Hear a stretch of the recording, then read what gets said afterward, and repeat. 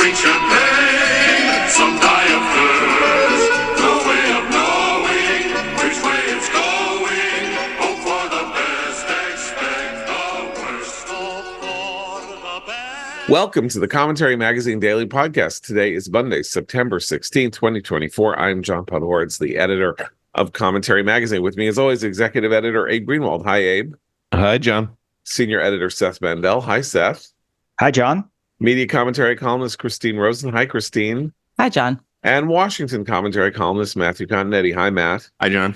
So we have the second assassination attempt on Donald Trump in 2 months. The only thing to say about this is that he at least did not break the record of 18 days set by the two assassination attempts on Gerald Ford in 1975 by Squeaky Fromm and Sarah Jane Moore. This one is a particularly strange event because it appears that Trump was on his golf course, not on his schedule, hadn't decided to do it until that morning. Somehow this guy knew to be waiting somewhere in a tree, somewhere on a hole in the middle of the course, spotted by a Secret Service agent, shot at, had his head, together enough to jump out of the tree, run away, get in his car, and get apprehended 50 miles away from the golf course. And remember, we still do not know much about what happened in Butler, Pennsylvania, with the now dead 20-year-old shooter there. We know quite a lot about this shooter because his social media is available to all. He apparently voted for Trump in 2016, turned against Trump in 2019, was obsessed with Ukraine, has anti-Israel views, wanted, was urging Nikki Haley to get together with Vivek Ramaswamy to have a ticket that could beat Trump. And here we are today, also learning from the sheriff of the county that Trump's Secret Service protection is not, in fact, despite a very nearly successful assassination attempt, all that tight that there would be an entirely higher level of protocol if the president were golfing on a golf course, that the entire golf course would be shut down, a perimeter would have been established. None of that was the case in this case. Okay, that's all I got. So I've tried to. That was a very good summary. Thank you. Of the current state of knowledge. I think the big story here is the shooter and how he knew Trump would be at that golf course. Trump does play the course when he's in Mar-a-Lago, but the shooter would have had to have tracked Trump's movements quite closely to know that he was in Mar-a-Lago this past weekend and would likely be playing there at the Trump International. And I think the second story, John, as you say, is we just had this assassination attempt on Trump on live television in the middle of a rally with huge questions about the now deceased assailant from the first attempt, how he was able to breach the perimeter. Who was he? What was his motive? We still don't know this. We know that he had these burner accounts that were connected overseas. They haven't said anything about that. And now we have this one.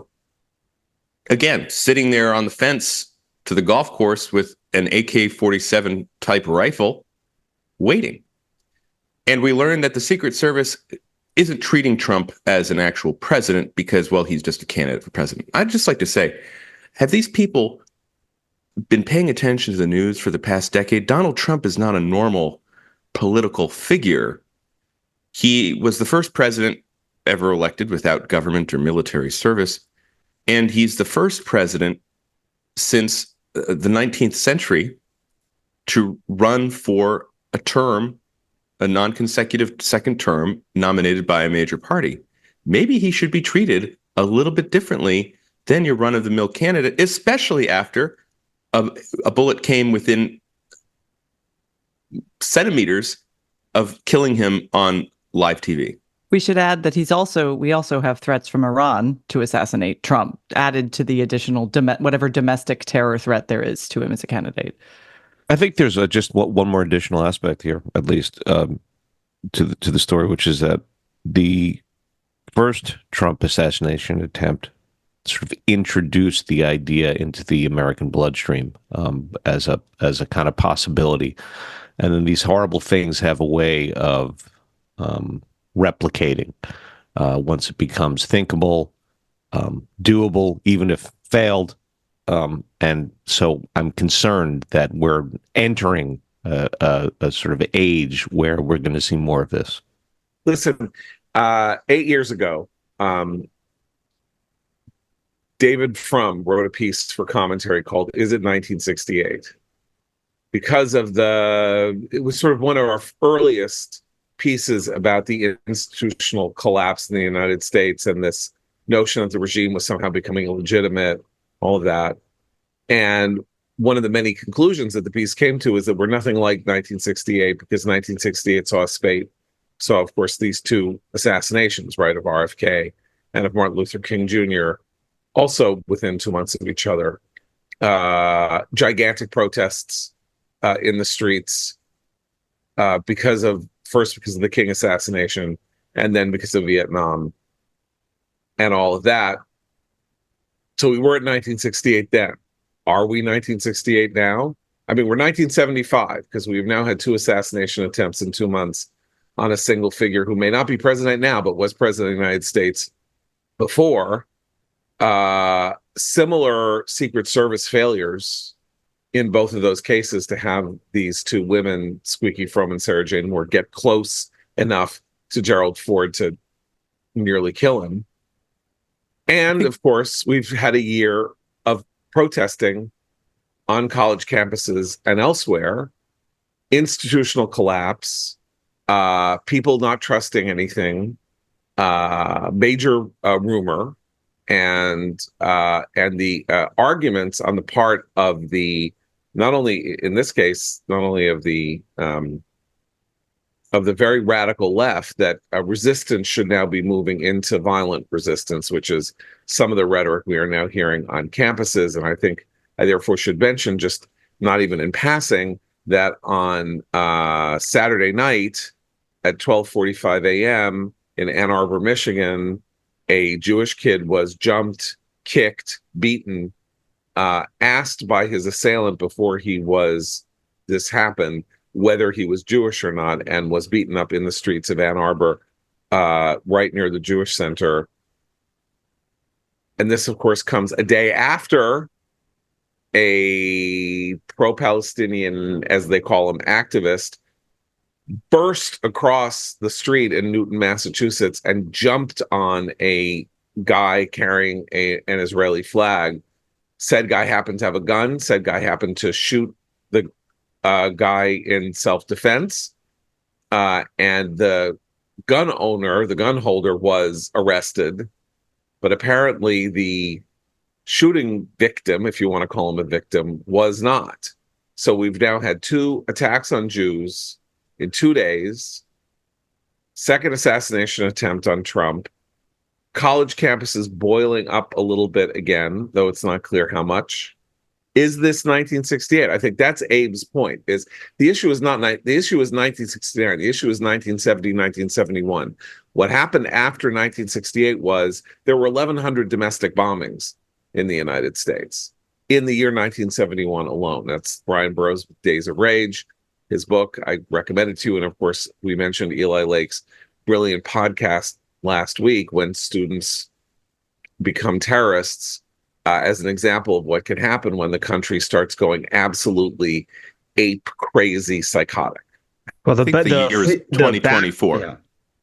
I would just say it's 2024, and I don't want to be, the Mr. Mond from Brave New World and say history is bunk, but there is a certain, limit to some of these historic analogies. And we were dealing with an unprecedented election, and in many ways, an unprecedented historic climate in the sense of America's position in the world and the resurgence of anti-Semitism. So I think it's just worth just thinking through, okay, well, this is the circumstances today, and how must one navigate them and relate to them? Well, here's culture- why I think the history is so important, is because the Secret Service and anybody else in a position to tighten the security around Trump, what they're what they don't seem to understand is how close we came to this sort of chaotic national moment, which is the bullet actually hit Donald Trump. So, a few more millimeters and we have the assassination. What that would have done to American politics in this moment, it would sort of ripped everything open. And so there has to be one thing you can look to history for is to know that, these things proliferate. An object in motion stays in motion unless acted upon by an outside force, et cetera. There's a sort of momentum to these things, and they should just pay attention to the fact that the bombings didn't stop after 1968 and 1969, but in fact sort of became regular from regular citizens for a period. And there's also this kind of nor did the assassinations. Nor did the Right, assassination. George Wallace was paralyzed in 1972 Okay, but by an assassin's bullet. Okay, I'm gonna, even though I'm a historian, which I love Historian. I get to use that Historian occasionally. here. Historian. I'm with Matt on this in this sense. I think he's right that there are some distinct differences, and some of them are also cultural. John, you're absolutely right to point to the decline in trust in institutions, but in this case, unlike I think in the 60s and 70s, some of those institutions are decisively in the hands of one sort of elite that are very different from a lot of the people who, as Seth points out, would have become very upset and perhaps violent themselves if Trump had been assassinated. But those cultural institutions still have power, the media being the most predominant, but even the institutions within the federal government that are charged with, say, protecting presidential candidates. So I think that it's not just mistrust, it's also that, the balance of power has been shifted within some of these institutions. So the leavening effect that we could have relied on, like the fact that everyone would have been horrified that someone tried to kill a presidential candidate or a former president, doesn't exist anymore. It just doesn't. look, the head of the Secret Service resigned after the Trump assassination attempt in Butler, Pennsylvania. Well, she had to be right? dragged out of her Yeah. office. Okay, I mean, but and she screaming. was dragged out of her office. She resigned, and 2 months later, there was another. Now, let's say the Secret Service succeeded here. I mean, it's important to point out that the Secret Service, this guy, Secret Service agent, was a hole ahead, was charting the course, hole ahead of Trump, spotted the shooter, found him, targeted him, shot at him. You cannot say that this was a failure of that Secret Service agent. Whatever plan that he had or they had to ensure Trump's safety under those conditions was apparently successful. The question goes to the Secret Service's own understanding of its own mission with Trump, which is what Matt is talking about here. And where the institutional collapse is so important is we talk about the mistrust in institutions. We're right to mistrust the institutions. The Secret Service has been awash in scandal for a decade without any evident change in the Secret Service's conduct, behavior, training, management systems, at least not that we know about, from the time that they were gallivanting around, I think it was Bogota, that there was this entire incident where they were like running roughshod in a hotel and like getting drunk and manhandling women and doing all kinds of stuff like that when they were on some detail. That, we have had these stories. We also have the Secret Service unable to find out who had the cocaine in the White House. On and on and on it goes. And then nothing happens. And then something horrible happens. Presidential candidate, ex-president shot in the ear, millimeters away from being killed. And 2 months later, they don't know enough or haven't changed enough in the understanding that this guy is a specific target by the nation of Iran. We have been told publicly that he is being targeted by Iran, and he goes on a golf course and they don't secure the perimeter. Well, so I want to say something about this too, because this is just, there's the sort of fatwa effect, right? Which is that once you see people taking up and I don't mean necessarily people who think they're answering to Iran, but just two people got a shot off of the former president already, and you worry about the copycat idea of, well, if they're being told only one person in the world is really protected inside a bubble. and that's whoever is the president, right? And that was the takeaway from that press conference was, well, if he were in office, he would have had X, Y, and Z, but he didn't, so he only has Q or whatever. And so you worry about this idea that nobody is protected really by the Secret Service in that bubble except for one person in the world. And that's a scary thought too, that Hey, people can just let sort of us say, not forget. target. Let us not forget that Representative Benny Johnson, the head of the January 6th committee that investigated Trump's, nefarious doings on the day of the acceptance of the electors, entered a bill in Congress to deny Trump Secret Service protection.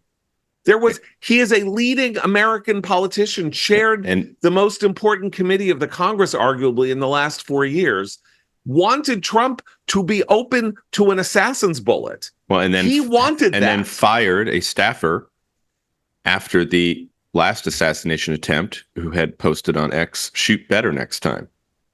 That was Benny Thompson's staffer. And I do think it's worth noting that the first assassination attempt was, dominated the news up through the Republican convention and then basically vanished.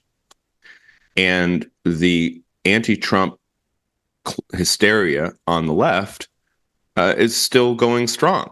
And in the reaction to yesterday's events, Vindman, I believe it's the wife of the Rachel Vindman, who was married to the Yevgeny, Vindman running not for Alexander, right, not who's running Alexander for Congress, Vindman, but the one who's running for Congress. Right, Yeah, Yevgeny, I believe is his name. in Virginia's 7th district to replace retiring Congresswoman Abigail Spanberger, posted on X, "No ears were injured in this latest incident."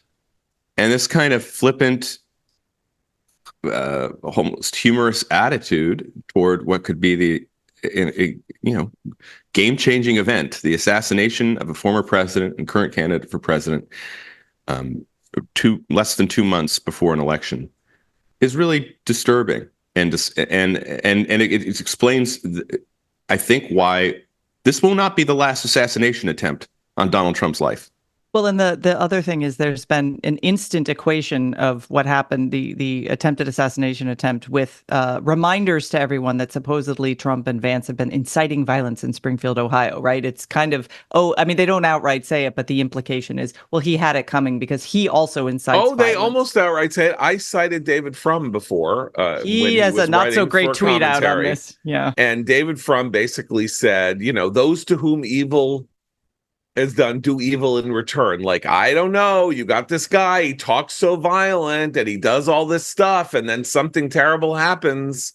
Juliette Kayyem, the supposed terrorism expert on CNN, kind of saying the same thing. Lester Holt framing the story that appeared at the top of the NBC nightly news on Sunday, putting them together, saying Trump was assassinated. Amazingly enough, on the same day that J.D. Vance went on Dana Bash's show on CNN to say that he was manufacturing stories about Springfield, Ohio. That's called, that is one of those, just on the same day. Can you imagine? On the one hand, somebody does something that could literally incite an American Civil War, and a candidate goes on TV and has an argument with an anchor about a relatively minor political event, even though Vance would like it to be a major political event.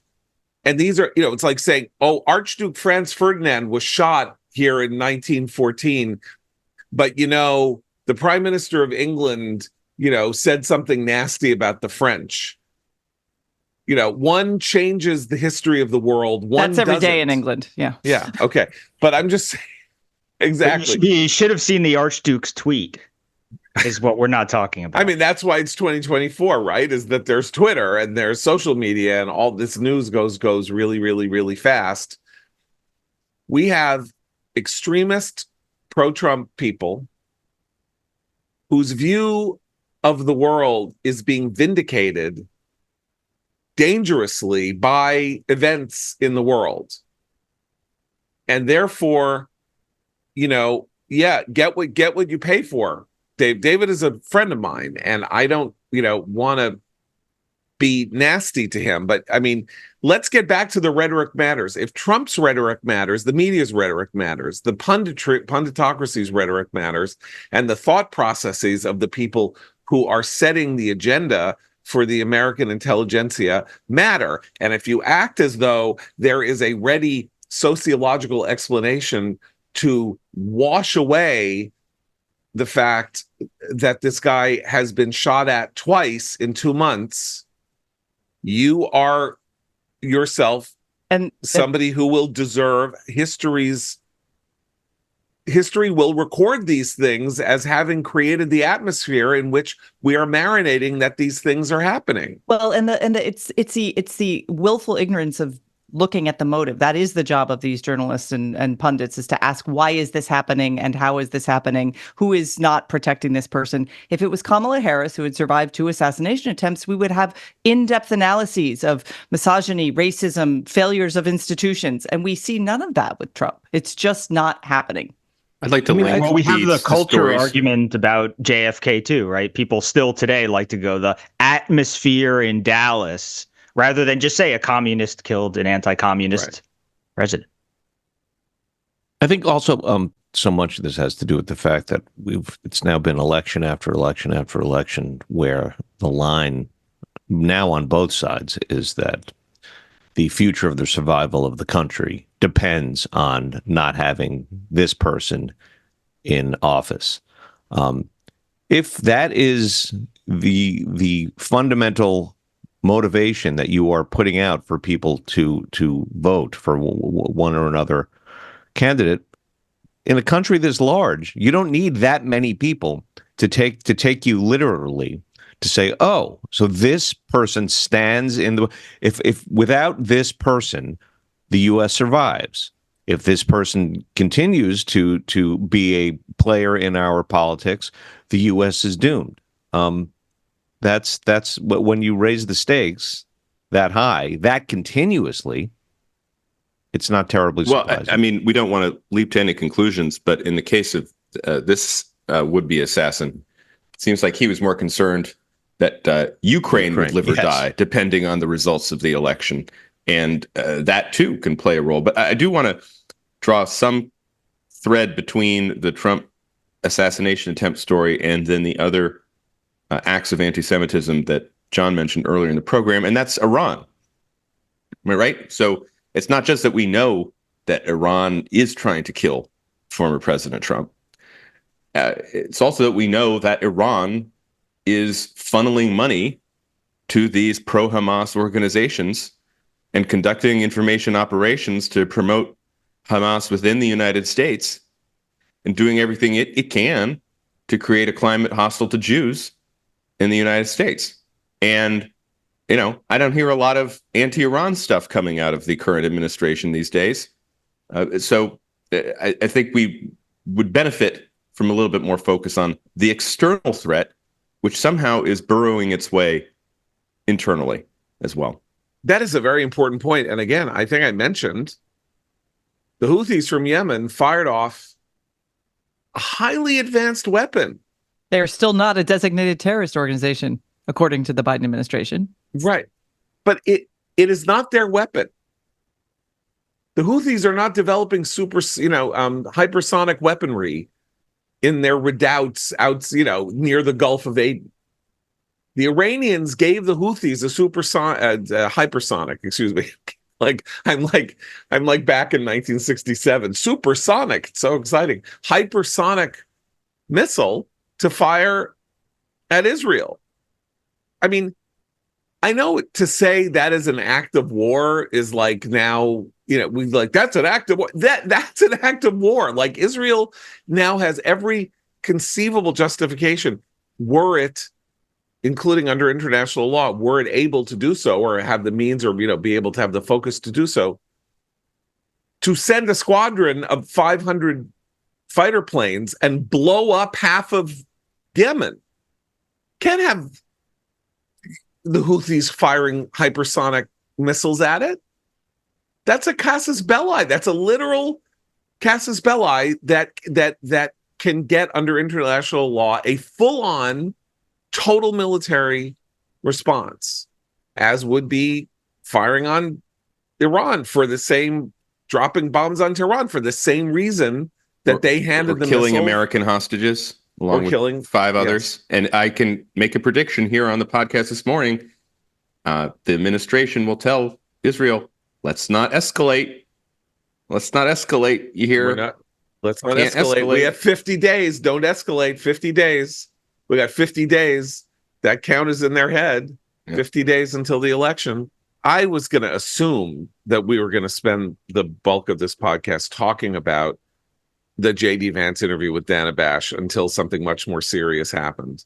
But I think we do have to talk about a failing on the part of the Trump-Vance campaign. It's not racism, and it's not whatever you want to call it, or whether they're objectifying, treating the Haitians bad. So terrible to it's something else is bothering me about this, and it goes to what you're talking about with Iran. Like, there are very, very serious things going on this in this country and on this planet, and that we should devolve the conversation, including the conversation on the border, to whether or not animals were being eaten in Springfield, Ohio, is an embarrassment to the United States. Though I retailed the idea the other day, and now Leo Leibovitz either has or is about to have a piece up a tablet saying this, that it was a stroke of genius on Trump's part to go at this, because it creates an image that you can't get out of your head and keeps the story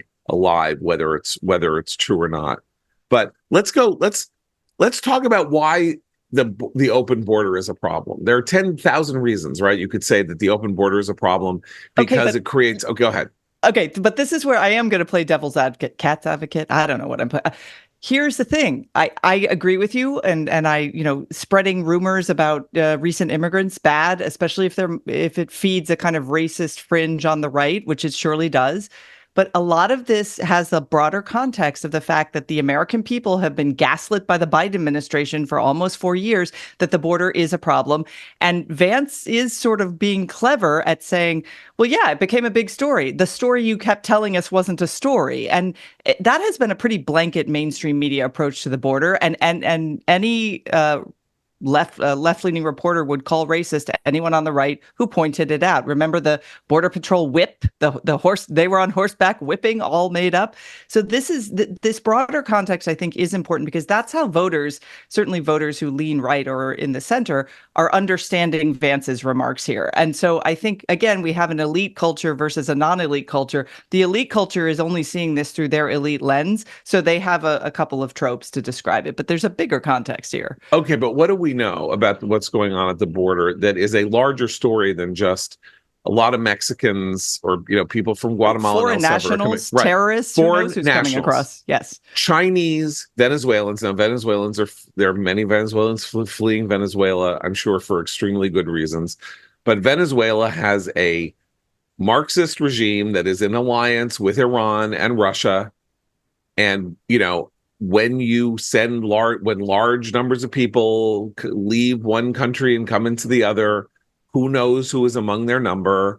And as I said, Chinese nationals and whoever else. And so you have a geopolitical story here that isn't just they're changing the complexity of our small towns with their strange rituals that they bring in from other places like Haiti. That's a story. I'm not saying it's not a story. Vance, of course, despite the efforts to defend him, sort of kicked I don't know what you would call it. He gave the game away in his rhetoric, though my friend Kyle Smith and others are trying to defend it by saying, if I have to create stories to get attention like this, then I'm going to create stories. Then he went on to sort of say, what I mean is that I want to assemble a story that the media isn't telling. But that's what he said. The quote is there. He said, if I have to create a story, I'm going to do that so that you pay attention to it. That's not a good thing to say. He is the vice president of the United States. Corn pop, or the Biden relative who was eaten by the cannibals. Yeah, but at least, yeah, politicians okay. do this all the time. This whole episode, especially as I it was relates watching. I was watching it live, and Yeah. I mean, honestly, that my hair stood on end. well, that's a Kinsley So I'm gaffe, not- right? When a politician tells the truth. Yeah, exactly. And it reminded me of the stories of how did you pronounce his last name? Erwin Glickus or Erwin Glickus, the editor yes, of the Free Press, editor of the Free Press for many years and kind of a pioneer in a conservative publisher, Yeah. book publisher, Right. Yeah. And Erwin Glickus, and his protege was Adam Bellow, another great conservative book editor. They found in the 80s that you couldn't sell a conservative book without controversy. In order to really make a conservative bestseller, you had to get liberals terrifyingly angry. Right. And then you'd sell 1 million copies because the conservative book book consumer for these types of political books really wanted to just show solidarity with the author. And also it was great publicity to get the liberal elite mad at you. I think that's essentially what Vance is arguing to Dana Bash is you're not going to cover the border. You're going to move on to something else. You're not going to fact check Kamala Harris. So when Trump says the things about the cats and dogs in the middle of the debate, everyone's head explodes. But the result is people are talking about immigration and the border and what's been going on under the Biden administration. It's not pretty. It's pretty ugly, but that's kind of how politics goes. Look, I will confess that I think I said this before, that in 2004, when the Swift Boat Veterans for Truth arose, what was that, in August of 2024? Yeah, August of 24. I was like, and by the way, so did the Wall Street Journal editorial page. So I was not alone. This was not an uncommon opinion among thought leaders on the right. Let's say, a lot of people was like, this is not good. I mean, you should not. This is not. Don't go here because it's going to backfire. It's bad. Like you can't. Whatever Kerry did, he was there, and he, unlike a lot of people his age and a lot of anti-war people, he was there. He was in a dangerous place. He was doing something, dangerous. He won medals. Don't do this. Don't do this. And I was, of course, horribly politically wrong. Like that thing tripped them up, got them confused. There was some merit to the story that we still don't entirely have it's 20 years, 50, 60 years later, however long later it is. And we still don't quite have a fix on it, but it wasn't nothing. And I was like, no, this isn't cricket. And, again, like Roger Ailes saying to Barbara Bush, story I keep telling, do you want to win the election or do you want to lose the election?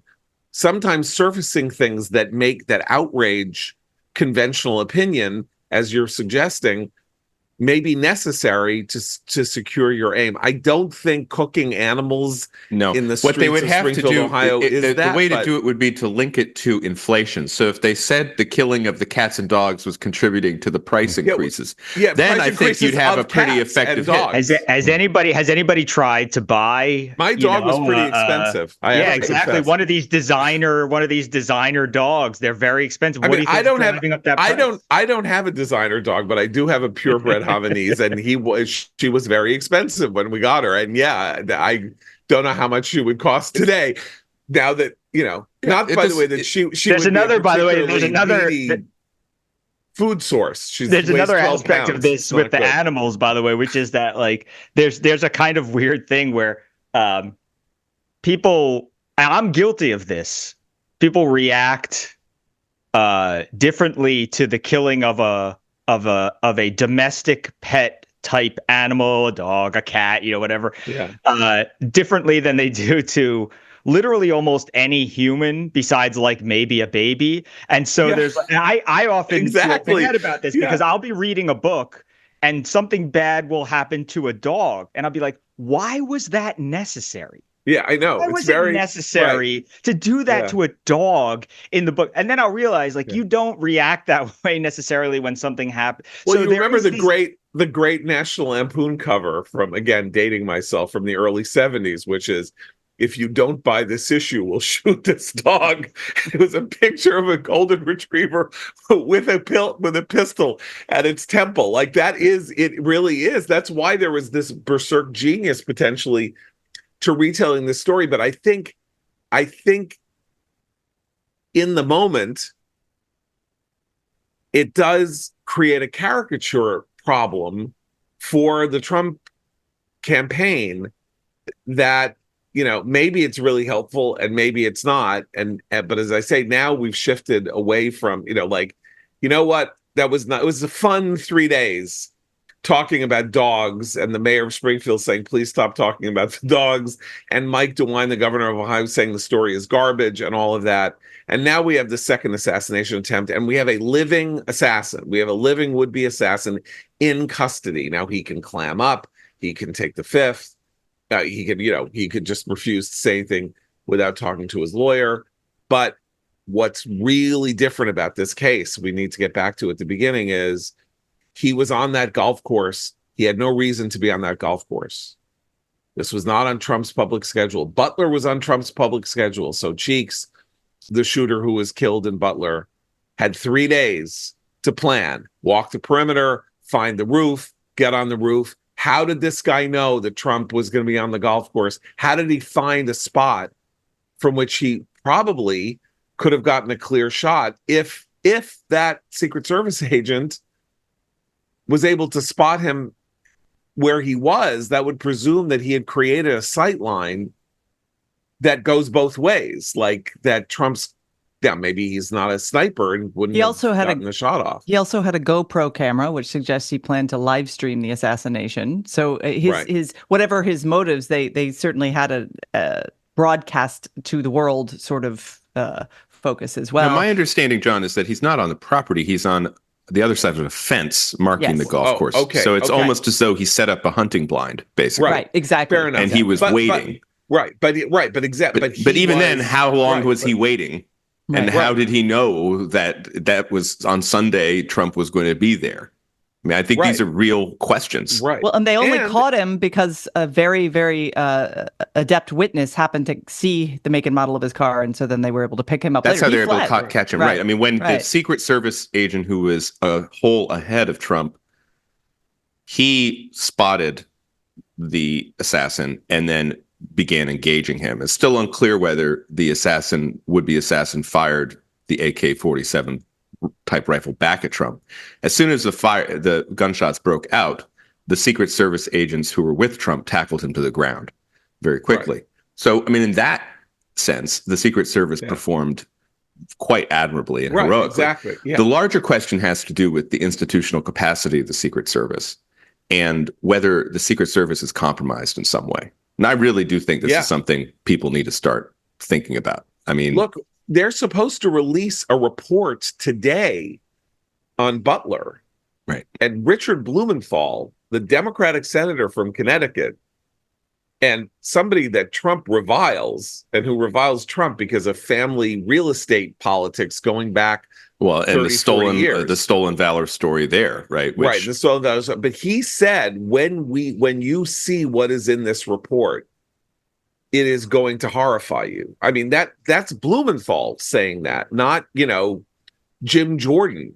So obviously that report is going to be very bad about what happened at Butler, and it's not going to make the Secret Service look good. Nothing can make the Secret Service look good now, but we do have some kind of likely, maybe it's not likely, unless he was sitting there for 50 days, he was there every day waiting 8 hours a day and was totally a lone gunman type, or there were other people involved, and that, of course, takes this to if we find out that if we find out he had phones with burner accounts to overseas, that will get the hair on the back of my neck going. There's also the kind of troubling and less clear question of what we do about the fact that this guy he is now in his 23rd year of having armed standoffs with cops. And I don't know what, I that's missed the this. harder I thing. missed In this. 2002, He has a rap sheet. Yeah, big. he has a rap sheet, and in 2002, he barricaded himself in a business in, what was it, Greensboro in North Carolina, and the cops had to come outside. It looked like it was going to be some sort of hostage type, situation, and that was not the end of it. Either. That was the closest thing to now, but he was arrested for driving with an unlicensed weapon.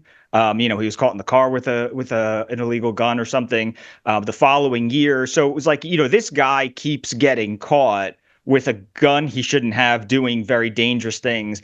And that's a whole other aspect of this. But it's like, man, for 2 decades, this guy's been running around waving a gun in the air. Now that, of course, would suggest that he fits the model of some kind of a lone gunman. He's somebody who engages with authorities with violent weaponry, and so therefore, as I say, just doesn't explain the key detail here, which I'm no genius, although in regards to criminal justice and stuff, but it took me 30 seconds to say, how did he know to be there? Because you would have thought Trump would have been somewhere else on a Sunday. Like he actually would have been politicking instead of being on a golf does course. play a lot of golf. I He plays totally expect Trump to be 51 exactly days. where he Okay. was on Okay. a Sunday. Yeah. Okay. I thought he'd be in church. Okay. But the all right. guy, has, from what I've read about him, this would-be assassin has for years sort of thought of himself as some kind of player, political player, in terms of he's trying to get soldiers from Afghanistan over to fight for Ukraine. He's in D.C. working on the issue. So it wouldn't be entirely impossible to think that he had wormed himself into the periphery of some network Discord, where he would chat have group. where he would have some information. Yeah, exactly. Okay, so can we move on to the shooting in Newton, Massachusetts? Because when you talk about events that start mystifying you and start suggesting that things are skewed sideways, we have this wild thing happen, right? We saw it on footage. Guys across the street sees these 3 people, among them this gentleman, Scott Hayes, who is a non-Jewish Zionist who has been sort of like standing with the Jewish people, he's holding an Israeli flag. They're having some kind of 3 people were having some kind of a Am Yisrael Chai demonstration. This guy starts yelling at them from across the street and then bolts across the street and tackles Scott Hayes, and there's a scuffle. Somebody, according to one of the news stories, says Dave Sherman, a witness who saw the incident, at some point in that melee, there was a shot, but this guy was really tough to take down. He was really determined. He was really hateful. And then instantly the prosecutor arrests Hayes, does not apparently arrest the attacker, although maybe, as far as we know, arraigns him the next day, puts an ankle bracelet on him. And there is now this kind of world of people who are saying that Hayes is being unjustly targeted. He legally had the weapon. It's his weapon, and he was under assault. He was lying on the ground being pummeled by somebody. And then people are saying things like, well, you can't just shoot someone because he's running across the street at you.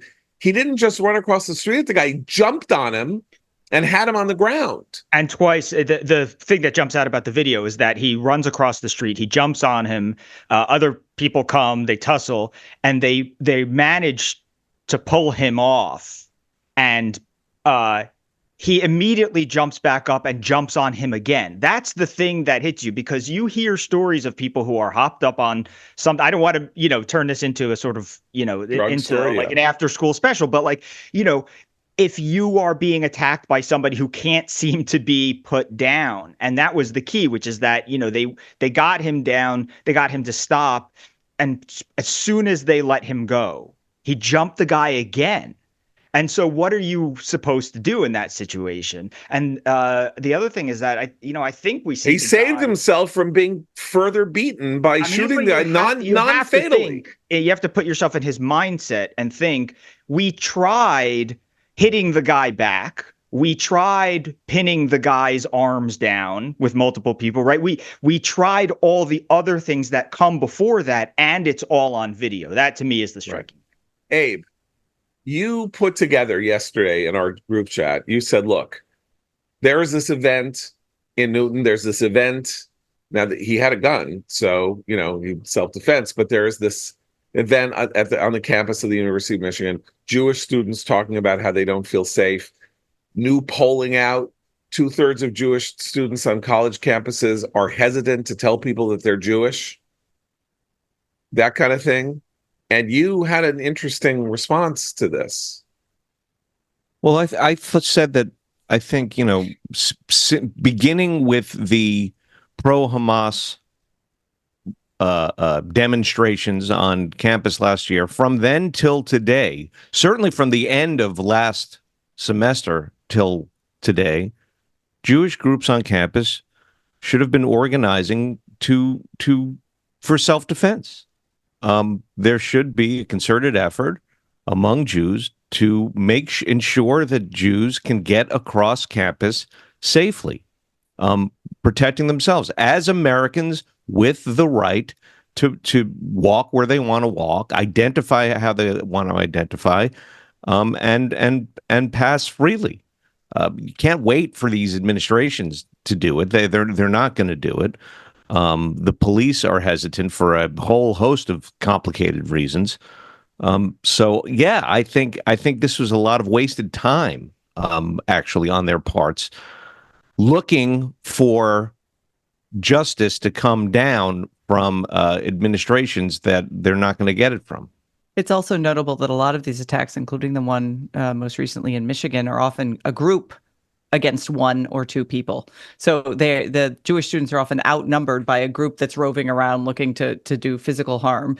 And, training would help individuals with that too, not just, carrying some sort of pepper spray or something. But I was thinking back to the 90s where every woman who went on a college campus was given a rape whistle and, all this sort of fear mongering about predatory men. But the truth is, if they are going to train students, they have to train them consistently, because just getting one self-defense course is not going to be enough to help them. They do actually need a consistent, unfortunately, perhaps a consistent program of self-defense for students coming to particular campuses. You don't want a situation where there are two Americas, and in one America it's safe to be Jewish and the other it's not. Exactly. But you think about what happened in Massachusetts, okay, is about as deep blue as you can get. And the prosecutor who I'm sure has one of those "In this house we believe" signs on her front lawn, she immediately goes to arrest the supporter of Israel and not his assailant. And then in Michigan, of course, Gretchen and her crew are in charge, and there's the huge Palestinian American population and Arab American population as well. And you can't pick a vice presidential nominee in the Democratic Party because he's Jewish and pro-Israel. You have to go with the lunatic sitcom dad who governs the deep blue state of Minnesota instead. I wonder if this is allowed to continue, which it should not continue, but I do wonder whether the in-migration, which we saw really around COVID, of Jews going from New York to Florida, might also spread to other Jewish communities, where you go to where it's safe to defend yourself and to practice your religion. And that happens to be red America. Listen, I live on the Upper West Side of Manhattan. I live in a liberal Jewish community. I have friends of mine who kids attend Jewish day schools, but of a liberal bent. They're not yeshivas, whatever. And after October 7th, and in the months after October 7th, at least 5 people of my acquaintance started going to gun ranges in New Jersey, learning how to shoot, starting to go through the extremely complicated process of getting a gun permit in New York State to protect themselves. And, I had this, that's kind of funny. It's like, yeah, they want guns. I'm sorry. Like, there are people who, have been saying this now for years. This is where we not only do we live in a place where Jews, or live in a country where it's increasingly less safe to be a Jewish person, but Jews live disproportionately in places where crimes are not being prosecuted against them. Crimes are not being prosecuted against Jews. The Hamasniks who occupied Hamilton Hall at Columbia University have all been released. Like, this is no joke. So, yeah, I mean, I don't think I'm going to go get it, because knowing myself, I would shoot myself in the leg. But it's not just guns, obviously. And this gets to sort of one of the things that Abe said. I don't think what we need is to have organized, crews of people walking around in clumps of 8, like a phalanx with like a Roman phalanx protecting themselves from each other. But the question of whether individual Jewish kids need, in schools like the one that my son is in, need to start taking Krav Maga classes, or the kinds of things that Christine, are not only a historian, but a black belt martial artist, has been learning to do for the last 6-7 years. And maybe this is something that is uniquely necessary for American Jews at this point in time, if the authorities are not going to protect us. And right now, the authorities are not protecting Jews in the places they live. Newton Center, Massachusetts, is like a shtetl. It's like a city. When you say the places they live, I just want to add, these protesters are coming to people's homes too. Literally, the places they live, camping out outside people's homes. That's right. And what is the theory behind concealed carry? There is a You're not going to get attacked if you there is a assume that people will. philosophy, Yes. right? There is a Hobbesian philosophy behind concealed carry that has been vindicated by court decisions, which is concealed carry is there as a deterrent. It's not there so that people can carry guns around and shoot each other and go ha ha ha and then run away. It is there to prevent attacks, since you don't know who has a gun. Well, if that guy had known that Shaw, I'm sorry, I forget the victim's name right now. The guy in Newton had a gun. Would he have run across the street and jumped on him? Maybe he's a schizophrenic and would have done that, but maybe not. Well, in places where the rule of law is not observed equally or prosecuted equally in this case, then concealed carry does seek to restore that balance. Just as in the Wild West, you wore your gun to show that you had a means of defending yourself because there was no rule of law. But right. I mean, again, to the earlier point, we shouldn't be living like this. And I think Matt's absolutely right. This idea that we might have two Americas, if you're an American Jew, and you have to kind of think through these questions about where you can live and practice your faith safely, that's horrifying. One last point. I know we have to end because everyone's got other things to do. But one last point about this question of who is responsible. Obviously, Ryan Routh, the would-be assassin, is responsible for his own actions. But if we are going to live in a world in which we talk about how atmospheres create conditions, the world of the last 8 years, in which, as Abe said, we are being told that democracy is on the ballot. This could be the last election. Trump is a unique threat to democracy. Trump is an authoritarian who is going to institute a fascist state. And we can see this because he's now talking about how Haitians do kill dogs and things like that. Like, fine. You know what? This election may turn on some of that rhetoric, in both directions. Democrats want to run on Trump being a threat to democracy. Trump can run on the idea that the Democrats are trying to get him killed. He said it in the debate. He didn't say it well in the debate. He said, you guys have to watch what you're saying. Like, I took a bullet. There was a bullet in my ear because of the way you guys talk. Now, that didn't work. He was trying to get it in the right way, and it was overwhelmed by other stuff. He said so many things during the debate. Yeah, that was the problem. But yeah, and there's 50 more days. And as Abe said, there's copycat effects. And there were 2 in 1975. And, we're better than 1975. We set more records now than we did in 1975. I assume that the Secret Service, like the barn door with the horse already gone, is now going to be surrounding him like a Roman phalanx and literally not let him breathe until election day. But nonetheless, should have done that the first time too, and then they didn't. So that's the thing, is that the frustration with institutions is that was the bullet actually shot him in the ear, and then we didn't have that sort of phalanx, that bubble. And so, because of Rachel Vindman. These guys paying attention at all? Wait, how about the 5 days of maybe it didn't happen? Does anyone really see what's under the started up today too? What's under the that's all over social media now too, that it was staged.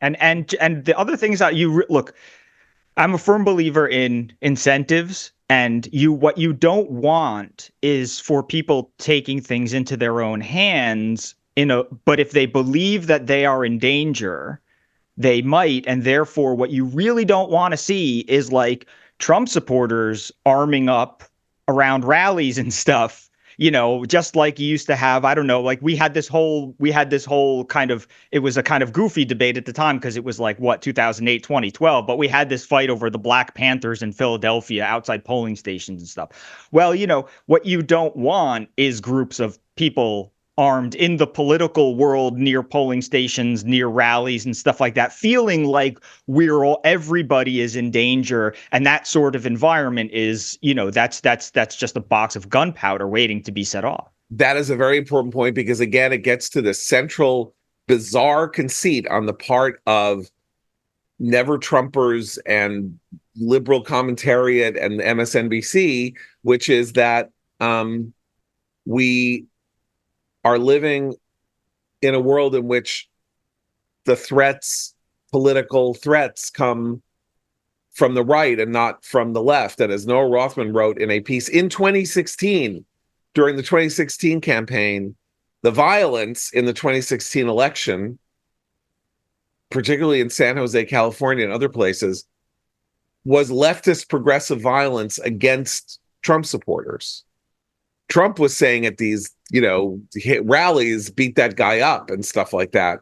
But when you actually tallied up who was beating up whom, it was not the right beating up the left.